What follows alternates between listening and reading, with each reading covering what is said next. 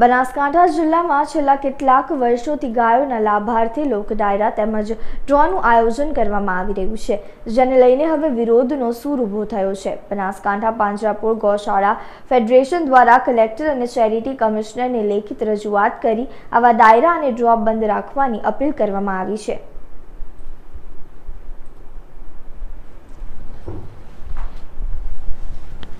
ત્યારે સરહદી વિસ્તારમાં ગાયો નામે થતા ડાયરા અને ડ્રો બાબતે કલેક્ટરને લેખિત રજૂઆત કરી આવા ડાયરા અને ડ્રો પર પ્રતિબંધ મૂકવાની માંગ કરવામાં આવી છે।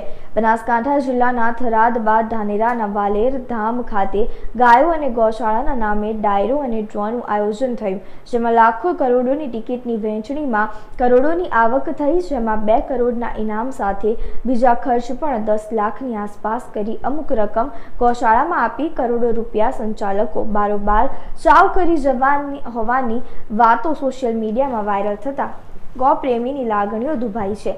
પરિણામે આવા ડાયરા અને ડ્રો પર પ્રતિબંધ મૂકવાનો સૂર ઊભો થયો, જેના અનુસંધાનમાં બનાસકાંઠા પાંજરાપોળ ગૌશાળા ફેડરેશન દ્વારા કલેક્ટર અને ચેરિટી કમિશનરને લેખિત રજૂઆત કરી આવા ડાયરા અને ડ્રો બંધ રાખવાની અપીલ કરાઈ હતી અને આગળ કરેલ ડ્રોની તપાસ કરી કડક કાર્યવાહીની માંગ કરવામાં આવી છે। જોકે થરાદ ધાનેરા બાદ ડીસાના રામપુરા ધામમાં ડાયરો અને ડ્રોનું આયોજન આ સંચાલકોએ 2 ડ્રોની મલાઈ ખાધા બાદ શરૂઆત કરી દીધી છે। ત્યારે બનાસકાંઠા વહીવટીતંત્ર શું એક્શન લે છે એ જોવાનું રહ્યું। જ્યારે સૂત્રોના જણાવ્યા અનુસાર ચેરિટી કમિશનરના હુકમ મુજબ ગૌશાળા પાંજરાપોળ ટ્રસ્ટ દ્વારા ગૌશાળા લાભાર્થે ડાયરા કે ડ્રોનું આયોજન કરી શકાતું નથી। ત્યારે ગૌશાળા સંચાલકો પર ચેરિટી કમિશનરના હુકમની પણ અવગણના કરી ડ્રોનું આયોજન કરતા સંચાલકો સાથે મળીને ડાયરા અને ડ્રોનું આયોજન કરી સરકારની આંખમાં ધૂળ નાખતા હોય તેવું સ્પષ્ટ દેખાઈ રહ્યું છે। વર્તમાનમાં બનાસકાંઠા જિલ્લાની અંદર ગૌશાળાના નામે જે ડ્રોની જે યોજના ચાલી રહી છે તે બાબતને લઈને કેટલાક ગૌશાળાના સંતો ફેડરેશનમાં રજૂઆત કરેલી અને તેના ફરિયાદના અનુસંધાને બનાસકાંઠા ગૌશાળા પાંજરાપોળ ફેડરેશનના હોદ્દેદારે ચેરિટી કમિશનર તેમજ કલેક્ટરશ્રીને રજૂઆત કરેલી અને તે બાબતે આજ ફરી રિમાઇન્ડર માટે આવ્યા હતા ચેરિટી કમિશનરને કે આ જે ચાલી રહી છે તે પ્રવૃત્તિની યોગ્ય નિષ્પક્ષ તપાસ થવી જોઈએ અને જો આની અંદર કોઈ પણ ખોટી અનીતિ થતી હોય તો તેને રોકવામાં આવે અને જે લોકોએ ખોટું કર્યું હોય તેમની વિરુદ્ધમાં કાયદેસરની કાર્યવાહી કરવામાં આવે। અત્યારે જે ડ્રો અને ડાયરાઓ થઈ રહ્યા છે, ચેરિટી કમિશનર નિયમ અનુસાર થઈ શકે ખરા? હવે જે તે સંસ્થાઓ છે એના બંધારણની અંદર જ જોગવાઈ છે કે તેમને એટલી જ પ્રવૃત્તિ કરવાની છે। જો બંધારણની જોગવાઈની બહાર જઈને કોઈ પણ પ્રવૃત્તિ કરે છે એ ગેરકાયદેસર જણાય છે। અશોક માણી અને વાલેર બાપજીનું કોલ રેકોર્ડિંગ અત્યારે સોશિયલ મીડિયા પર વાયરલ થઈ રહ્યું છે।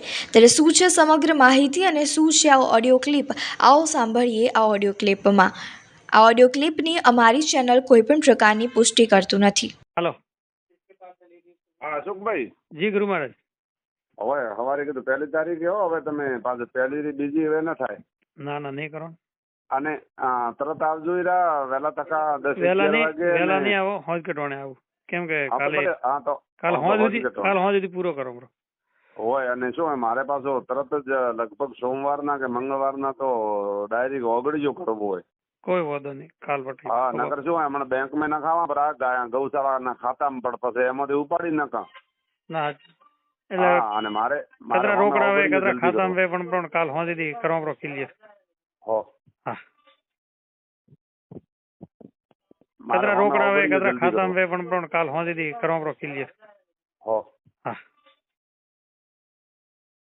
हेलो શું કરો દર્શી? बस मैं बैठा हूँ। એમ हाँ તમે ટ્રેક્ટર લાવવા ભેળા ગયા હતા હું એ વાલર वाले ना आपने नहीं गया हो તો કોણ કોણ ગયા હતા? ये गया था गोवर्धन બધા ગયા હતા इन्हें गोवर्धन नहीं ना घर બધા ગયા હતા प्रताप नहीं रही શું નવા તો ની વાત ना तो नहीं तो वही जाता पहला मूलसर जाता रहा છે મોળધર मूलसर बुलाया था माली अशोक माली थे कि नहीं હોય એને મૂળથર કે આવજો બધા પેલા શરૂઆત માં એ जा रहा ये खासी माथाकूट करी છે लगभग ये 1,40,000 मांगता था। તમે 1,40,000 છે ને માગે ठीक है मारो 1,40,000 ट्रैक्टर दिशा थे लई ट्रैक्टर दिशा पड़े था હા ये ट्रैक्टर 1,40,000 मांगता था कि 1,40,000 भरी दो ने इनથી लई दो હા ત્યારે પડે હો માગે ભાઈ 1,40,000 હો માગે કે પછી એક પત્રકાર બોલાયો હતો અંદરેથી ઓણે હા અને કેસ કરવાનું નક્કી કર્યું હતું કે તારે નિયમ પ્રમાણે કે 11% છે હા 11% કાપે તો તારે કે 55 થાય કે કેટલા થાય એની જગ્યાએ તો કે 1,40,000 માગે. ખાસી માથાકૂટ કરી છે અને પછી બેટો મારો કેસ કરવાનું નક્કી કર્યું કે નહીં. પછી મોડો પડ્યો પછી કુલ 60,000 માં બધું નક્કી થયું હાલવાનું ગણો ને. 60,000 માં પછી ડિસ્ચાર્જ ગણો ને 60,000 નક્કી કરી. 2,000 ડિસ્ચાર્જ કમ્પ્લેટ નોમ બોમ લખાઈ પછી આયા. અઠવાડિયે પોદાડે માં આવી જાય પાસિંગ થઈને. પ્લેટ લાગશે પાસિંગ થઈને પછી હાલ છે નોમ.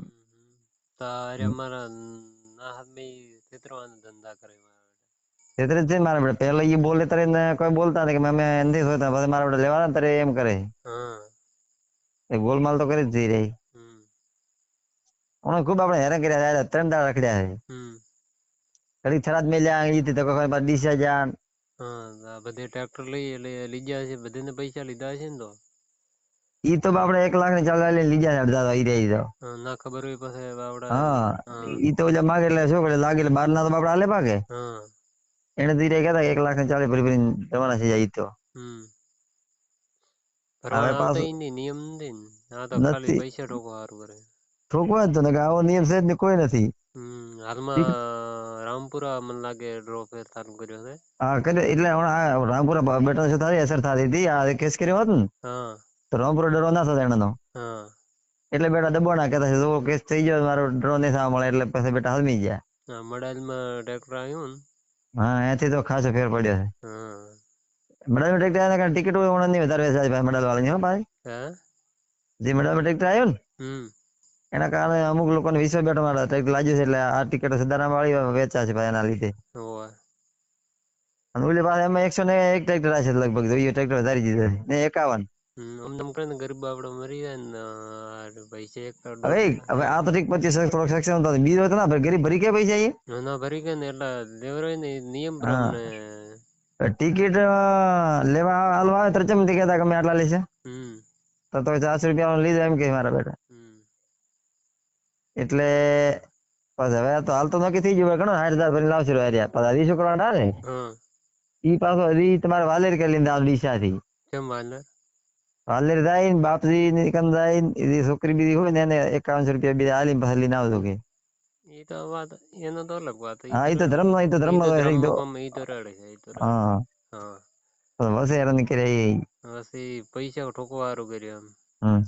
આ તો 50 જણા ભેળા થઈ જાય ખરેખર 50 જણા બધા મોટા મોટા ભેગા છે ને ત્યારે બેટા ચડ છોડ્યા કેસ કરી નાખો મીડિયા વાળાને બોલાયા હતા એને પાછા બેટો મારો દબાણા. હા ખરેખર એની કૂપન લેવરાય ને ના લઈ મારો મોલતર વાળો ખૂબ ગોલમાલ વાળો ચોક માળી છે ખતરનાક ખોપરી છે મારો બેટો. હાલમાં વાત હોબળી કે રામપુરા ચાલુ કર્યો રામપુરા કર્યો ને તો એના લાઈવ ભાઈ તરીકે કહેતો હતો કે રામપુરા મારો બીજો ડ્રો કરવાનો 3જા નંબરનો ડ્રો. પૂર્ણ વિશ્વાસ નથી જીવી આમ ધાકડા કરે તો કૂપન નથી વિશ્વાસ. હા સી વાત બેટા ફરતો પડશે આ ધક્કા ધાકડા કર્યા ને એટલે ફેર પડવાનો થોડો કર્યું ટ્રેક્ટર આવ્યું. હા 1.5 લાખ રૂપિયા માંગ્યા. હા શાના 1.5 લાખ રૂપિયા માંગ્યા ખોટા મારવામાં હા વગર લેવા દેવા. પછી મારો બાપડો 1.5 લાખ વાળા અત્યારે શું પતો મને ના પાડે કે 1.5 લાખ હાલવા ને શેમાં લે કે રહી. એટલે બેટા પાસે એક ખતરનાક વકીલ દેવો હતો એ મળ્યો તારા બેટો પાછા પડ્યા. મેં હમણાં ગોમે આવ્યો તો વાત હોબળી પાસે મેં કીધું ફોન કરવા જો તો છે ગમે છે હું ગણતા કોમી ગયો તો પછી ગોમે આવ્યો તો વાત હોબળી પછી આખા ગોમ ને વાતો કરતા મેં કીધું હા હા મારો હેરાન તો કર્યા હતા ખૂબ મેં કીધું ફોન કરીને પૂછવા જો હડો. ના સાચી વાત છે એ તો પાક્કો. હવે તો આવશે અઠવાડિયા આવી રહ્યું ને આ પ્લેટ લાગશે એટલે સીધો જશે 5 દાડા. સારું સારું હડો. હા હા એ